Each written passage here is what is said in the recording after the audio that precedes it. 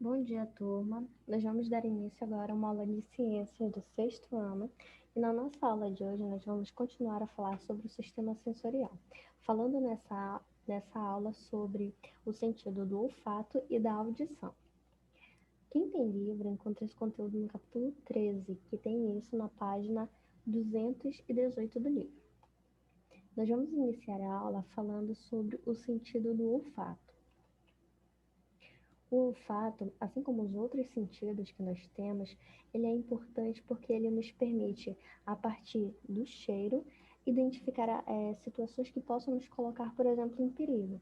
Quando o indivíduo, por exemplo, ele sente o cheiro de fumaça, isso é um indicativo de que em algum lugar tem algo pegando fogo. O indivíduo ele não precisa ver fogo para ter essa percepção de perigo. Pelo simples fato dele sentir o cheiro da fumaça, isso já lhe serve de um alerta. É, outro caso, outra situação em que o olfato ele pode nos servir de alerta é quando, por exemplo, o indivíduo ele encontra um alimento que já não está apropriado para o consumo. Um dos indicativos de que esse alimento já não está apto para ser consumido, para ser ingerido, é o cheiro. Então, por exemplo, quando você esquece alguma coisa lá na sua geladeira e depois de um tempo você lembra daquilo e vai procurar para se alimentar, se o cheiro daquele alimento não estiver tão agradável assim, isso é um indicativo de que provavelmente ele já não está adequado para ser consumido. E se um indivíduo consumir esse alimento, ele pode ter algum tipo de problema, pode ter um mal-estar, pode ter uma infecção intestinal, então é melhor evitar esse tipo de alimento. O olfato ali também pode nos servir para nós termos sensações agradáveis, como por exemplo sentir o aroma de uma flor, o cheiro de um perfume que você gosta, ou mesmo o cheiro de um alimento que você tem preferência, um alimento que você gosta. Então, todas essas funções estão relacionadas a esse sentido. O órgão no ser humano que está relacionado com o olfato é o nariz. Isso no ser humano. Em outros animais, nós temos diferentes estruturas relacionadas com esse sentido do olfato. Nos insetos, por exemplo, a estrutura relacionada com o sentido do olfato são as antenas, mas no ser humano, esse órgão é o nariz. Nós temos um nariz e esse nariz ele tem duas aberturazinhas e essas aberturas nós chamamos de narinas. Na parte interna do nosso nariz nós temos um espaço que nós chamamos de cavidade nasal, as cavidades nasais. E nessas cavidades nasais nós temos uma estrutura chamada de epitélio olfativo. E é no epitélio olfativo que nós vamos encontrar algumas células que vão ser as responsáveis pela percepção dos odores. O ar atmosférico que nos cerca, ele é repleto de substâncias que são espalhadas, que estão dissolvidas nesse ar. E quando nós realizamos um dos nossos movimentos respiratórios, que é o de inspiração, nós colocamos esse ar atmosférico para dentro do nosso corpo, junto com as moléculas que vão compor o ar, nós vamos ter partículas, nós vamos ter outras moléculas que vão ter função relacionada com o sentido do olfato. Então, no ar atmosférico, nós encontramos substâncias químicas dissolvidas e quando nós inalamos esse ar, nós levamos essas substâncias para dentro da nossa cavidade nasal. E na cavidade nasal, nós vamos ter células especializadas para reconhecer essas moléculas, para reconhecer essas substâncias. E essas células especializadas são chamadas de quimiorreceptores. Por que elas são chamadas desse modo? Porque elas são responsáveis por perceber substâncias químicas que estão presentes no ar. Por isso, nós chamamos essas células de quimiorreceptores.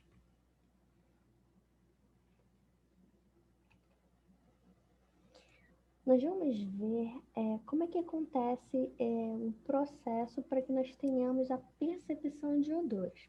Então, aqui nós temos uma flor, aqui nós temos um indivíduo, nós temos aqui o nariz, aqui nós temos essa aberturazinha, uma das narinas sendo mostradas aqui, e nós vamos ver o que tem que acontecer para que o indivíduo ele possa sentir o odor que está sendo liberado nesse ambiente.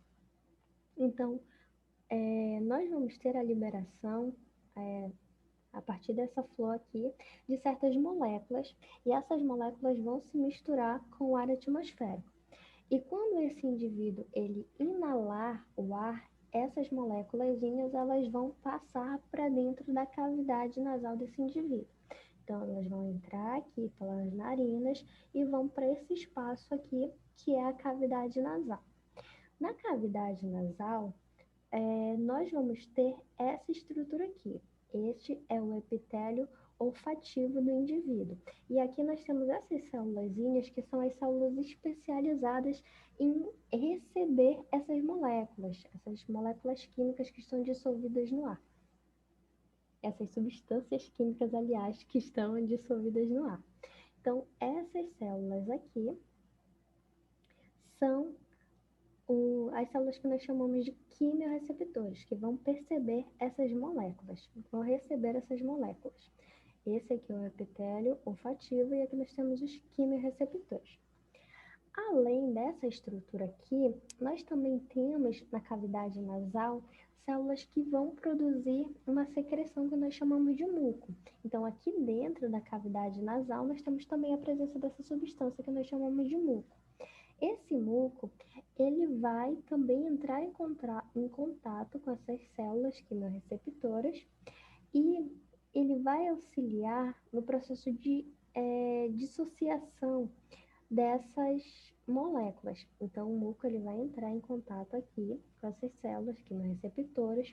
As moléculas que entraram na cavidade nasal desse indivíduo vão se dissolver nesse muco e vão chegar até os quimiorreceptores. Quando elas chegam até esses quimiorreceptores, essas células especializadas aqui, elas vão se ligar nessas células e isso vai fazer com que essas células elas disparem um impulso nervoso. Esse impulso nervoso ele vai seguir por esse nervo aqui e vai em direção ao sistema nervoso central. Esse nervo aqui é chamado de nervo olfatório. O nervo olfatório, então, vai em direção ao sistema nervoso central, em direção ao cérebro, e lá o indivíduo ele vai ter a interpretação do que ele está, da molécula que está chegando lá. Então, ele vai ter a formação, a interpretação do odor. E o indivíduo também vai gerar uma resposta. Se for um odor que agrade ele, ele pode continuar naquele ambiente. Agora, se for um odor que o indivíduo interprete como sendo algo perigoso, ele vai se afastar daquele ambiente. Então, é dessa forma que acontece o processo de percepção de odores. E essas moléculas que estão relacionadas com o olfato, essas substâncias químicas que são percebidas pelo olfato, nós damos um nome específico. Essas substâncias são chamadas de moléculas odoríferas, tá? Então, as moléculas que estão relacionadas com a percepção do olfato, nós chamamos de moléculas odoríferas. Existem certas situações em que a nossa capacidade olfatória ela pode ser comprometida. Então, a função olfatória ela pode ser comprometida em determinadas situações. Por exemplo, quando o indivíduo ele tem uma irritação da mucosa, a mucosa lá da cavidade nasal, ele pode ter um comprometimento na função do olfato. Quando o indivíduo ele tem uma produção excessiva de muco, isso também pode comprometer a sensação, a percepção dos odores. Nós temos alguns casos, como por exemplo, quando o indivíduo ele tem algum tipo de rinite, quando o indivíduo está gripado, quando o indivíduo está resfriado, nessas situações, essa função olfatória ela pode ser comprometida. Quando o indivíduo, por exemplo, ele está resfriado e ele produz uma quantidade muito grande de muco, isso vai acabar atrapalhando a função olfatória. Então, ele tem dificuldade para reconhecer os odores, para distinguir odores. O olfato, ele é um sentido que está muito relacionado com outro sentido que nós vamos estudar posteriormente, que é o paladar. Então, existe uma relação muito forte entre olfato e paladar. E quando o olfato ele é afetado, isso pode também alterar a percepção do paladar. Por exemplo, quando o indivíduo está muito resfriado e ele não consegue perceber muito bem os odores, o paladar ele também pode ser afetado. Então, além do indivíduo não conseguir sentir muito bem o cheiro das coisas, ele também não consegue distinguir muito bem o gosto das coisas. É por isso que muitas vezes quando você está resfriado, quando você está muito gripado, que você tem muita secreção nasal, os alimentos eles parecem que não têm sabor, parece que não tem gosto. E isso por conta da função olfatória estar comprometida. E nós vamos falar também nessa aula sobre um outro sentido humano, que é o sentido da audição. A audição está relacionada com a percepção de estímulos sonoros, ou seja, esse sentido está relacionado com a percepção de sons. A percepção de sons, ela pode auxiliar em várias funções. Por exemplo, a percepção de sons, ela pode ser muito importante, ou ela é muito importante para auxiliar na comunicação. Então, quando você fala com uma pessoa, para que haja comunicação de fato, você vai emitir um som e aquele indivíduo ele tem que ser capaz de receber esse som, interpretar o som que você está emitindo de uma forma correta. Então, essa percepção sonora, essa percepção de som, a audição, ela é muito importante para a comunicação. Nós também utilizamos esse sentido para desfrutar, por exemplo, de uma melodia, de uma música que o indivíduo possa gostar, ou mesmo para identificar sinais de perigo. Então, nós temos em alguns locais a presença dessas estruturas aqui, que são sirenes de alerta. Então, quando acontece, por exemplo, algum caso de desastre natural que as pessoas precisam ser avisadas com rapidez para deixar determinada área, por exemplo, essas sirenes elas são ativadas, nós temos então um sinal sonoro sendo emitido e as pessoas já sabem que elas devem fazer alguma coisa, elas devem sair daquela região, procurar outras regiões para se abrigar, enfim. Então, a audição ela também nos serve de alerta. Em casos de perigo, ela pode nos auxiliar a nos prevenir de alguma coisa. A função auditiva ela é realizada pelas orelhas. Então, essas são as estruturas relacionadas com essa função auditiva. A orelha humana é dividida em 3 partes. Então, nós temos a orelha externa, a orelha média e a orelha interna. Nós vamos começar falando da orelha externa. A orelha externa ela é dividida em 3 regiões. O pavilhão auditivo, que é essa porçãozinha aqui. O pavilhão auditivo ele também pode ser chamado de pavilhão auricular, tá? Ou pode ser chamado simplesmente de orelha, como é popularmente conhecido, tá? Então, esse daqui é o pavilhão auditivo, primeira parte da orelha externa. Nós temos também, fazendo parte da orelha externa, o canal auditivo. O canal auditivo também pode ser chamado de cônduto auditivo externo, ou canal auditivo externo, que é essa porçãozinha aqui, né? Esse canalzinho aqui. Nesse canal, nós encontramos a presença de pelos e também essa região é rica na presença de uma glândula, de um tipo de glândula chamada de glândula sebácea. Então, a glândula sebácea ela vai produzir uma secreção chamada de sebo e vai ser liberada nessa região aqui. Nós chamamos essa secreção de cerume ou simplesmente de cera, que vai ser depositada nessa regiãozinha aqui. E os pelos e a cera que nós temos no canal auditivo, eles têm uma função. Tanto os pelos quanto a cera que é depositada nessa região aqui, eles têm a função de servir como se fosse um filtro. Então, eles vão retendo partículas de poeira, por exemplo, ou mesmo micro-organismos, para que essas estruturas, a poeira ou os micro-organismos, eles não cheguem nas porções mais internas da orelha e possam causar algum tipo de prejuízo, como por exemplo uma infecção.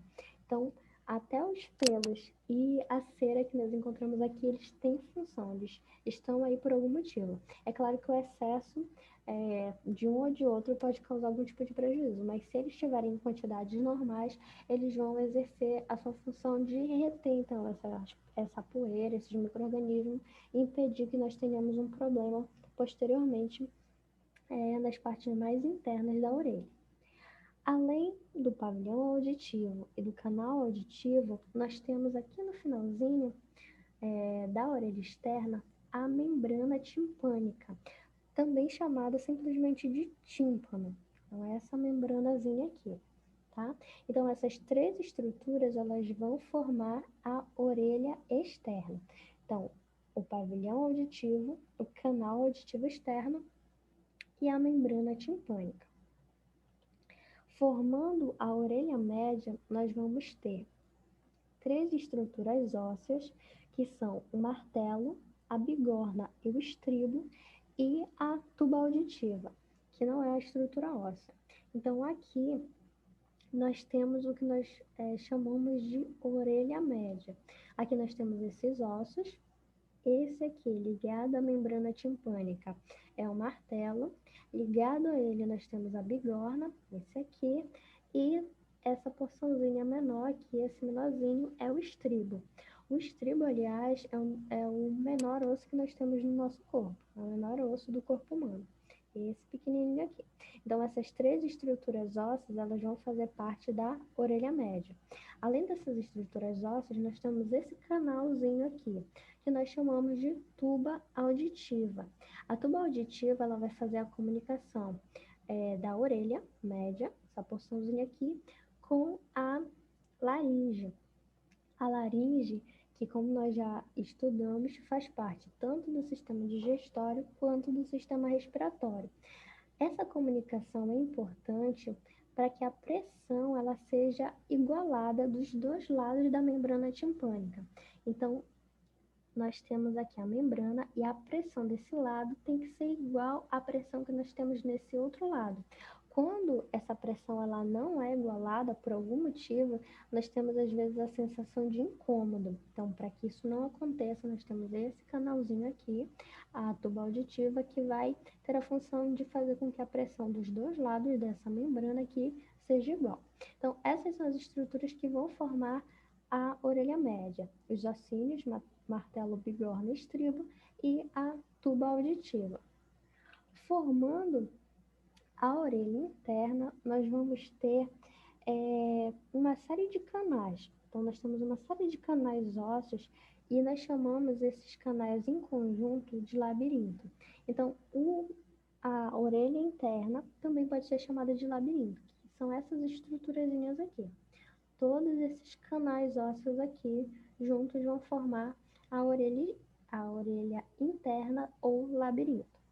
Nós costumamos dividir a orelha interna em três partes, ou labirinto em três partes, que são o vestíbulo, que é essa porção aqui, a cóclea, que é essa porçãozinha aqui, que parece um caracol, e os ductos semicirculares, ou canais semicirculares, que são esses arcozinhos aqui, tá? Então, essa estrutura aqui, toda essa estrutura aqui vai formar a orelha interna ou um labirinto.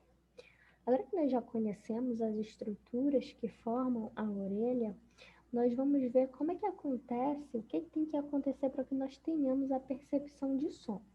Então, a primeira coisa que nós temos que ter é a formação de uma onda sonora.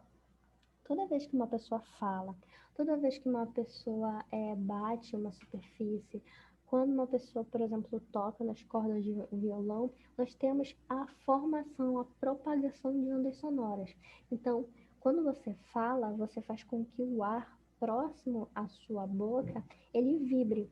E essa vibração, ela vai se estendendo, é o que nós chamamos de onda sonora, ela vai se estendendo pelo ambiente. E essa vibração, essa onda sonora, ela vai chegar até essa estrutura aqui, que é o nosso pavilhão auditivo. Então, ele serve para captar essas ondas sonoras. Do pavilhão auditivo, a onda sonora, o som, ele vai passar para esse canalzinho aqui, o canal auditivo. Do canal auditivo, essa vibração, essas ondas sonoras vão fazer com que essa membrana ela comece a vibrar também. Então, nós vamos ter a vibração da membrana timpânica. O tímpano ele vai começar a vibrar. E a vibração dessa membrana vai ser passada para os ossículos do ouvido. Nós chamamos de ossículos também, porque são ossos bem pequenos. Então, esses ossículozinhos aqui da orelha média vão começar a vibrar. O martelo vai vibrar, a bigorna vai vibrar e o estribo também vai acabar vibrando. Então, nós vamos ter a vibração dessas estruturas ósseas aqui. Quando o estribo, essa partezinha aqui, esse menorzinho, ele começa a vibrar, essa vibração, ela passa para essa estrutura aqui, tá? Então, já vai passar para a orelha interna. Nós temos essa porção aqui, que nós chamamos de cóclea, cheia de líquido. Então, no interior da cóclea, nós temos líquido. E quando nós temos a vibração desse ossículo aqui, o estribo vibra, ele faz com que o líquido no interior da cóclea vibre também. Então, toda essa estrutura vai vibrar. E como a cóclea tem líquido no seu interior, esse líquido acaba vibrando por sua vez. No interior da cóclea, nós vamos ter algumas células especializadas, que são chamadas de células ciliadas. E essas células, ao perceber essa vibração, elas transformam a vibração em impulso nervoso. O impulso nervoso, então, ele é direcionado, ele vai para o nervo, e do nervo ele segue em direção ao sistema nervoso central, por meio de um nervo, tá? Então, ele vai seguir esse nervo, por esse nervo aqui, esse impulso nervoso vai seguir até chegar ao sistema nervoso central, até chegar ao cérebro, onde essa informação ela vai ser interpretada. Então, é dessa forma, a partir da vibração do ar, a partir da vibração dessas estruturas que nós temos, até chegar nessas células que vão converter essa vibração em impulsos nervosos, os impulsos nervosos vão ser conduzidos até o cérebro e lá eles vão ser interpretados. Então, é a partir de todos esses processos que nós temos, no final, a percepção dos sons. Além de ser importante para a audição, então, para escutar, para ter a percepção do som, o sistema auditivo, a orelha, então, ela também vai ser muito importante para o equilíbrio.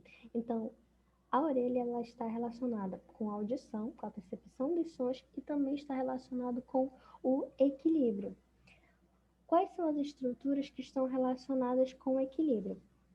Nós temos o vestíbulo, então essa região aqui, da orelha interna, e os ductos semicirculares ou canais semicirculares. Essas estruturas aqui estão associadas com o equilíbrio, com a nossa percepção de como nós nos encontramos no ambiente que nos cerca. Tá? Então, nós vamos ter também a presença de líquido, nós vamos ter células que vão ser sensíveis ao posicionamento e isso vai nos dar a percepção de como nós estamos no ambiente, tá? A percepção de como nós estamos inseridos no ambiente, de como o nosso corpo se encontra naquele ambiente, tá? Então, isso nós chamamos de propriocepção, que é a percepção de si mesmo. Então, repetindo, a orelha, além de estar relacionada com a audição, com a percepção de sons, também está relacionada com o equilíbrio. Então, essas duas funções são muito importantes exercidas pela orelha. Nós podemos ter alguns problemas que vão afetar o sistema auditivo, que vão levar a alterações na audição. Dois desses problemas são a otite média aguda e a labirintite. A otite média é uma inflamação que vai acometer a orelha média, por isso ela é chamada de otite média aguda. Então, vai acometer a orelha média. Nós vamos ter uma inflamação nessa região e pode haver o acúmulo de líquido nessa porção.